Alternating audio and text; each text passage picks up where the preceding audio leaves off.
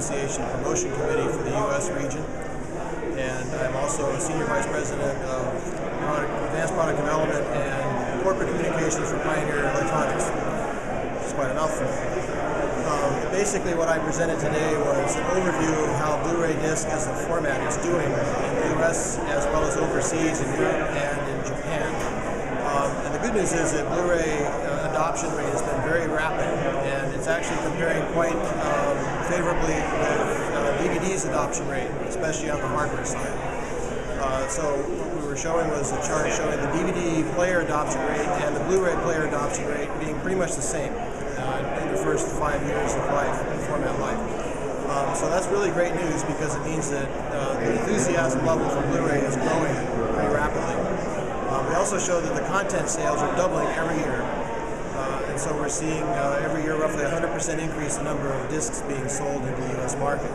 So in terms of the consumer acceptance rate of Blu-ray, it's really doing very, very well. We also talked about in Europe the same kind of growth that's happening in Blu-ray player sales as well as content sales, and in Japan, same thing. In fact, in Japan, the ratio of Blu-ray to DVD player sales has actually changed places over the last 2 years. So it's really doing well pretty much around the world. Another aspect of this that we talked about was the idea of recordable Blu-ray disc being very useful for being able to protect motion video that you're capturing on relatively inexpensive devices, like a point-and-shoot camera, for example, that you can buy for $169 now, has HD video recording capability. So the point being, what do you do with all that content after you've captured it? So if you have it in your camera, most people put it into their computer, and there it sits. How do you enjoy that on your HD TV? How do you actually make use of it and share it with somebody else?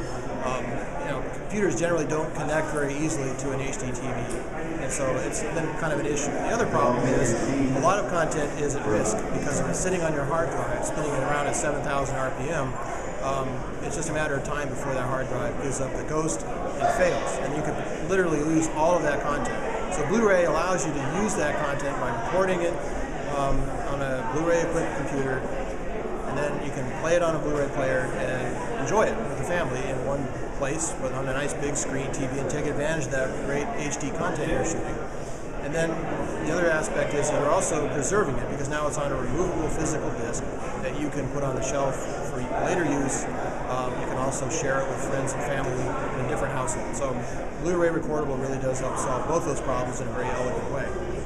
And then finally we were talking about the idea of Blu-ray being the ultimate film format, in that you have the very best possible technology as far as high definition resolution, surround sound audio, 3D capability we've added to the format, and the fact that you're comparing it against online streaming sources like Netflix or one of those sorts of online sources.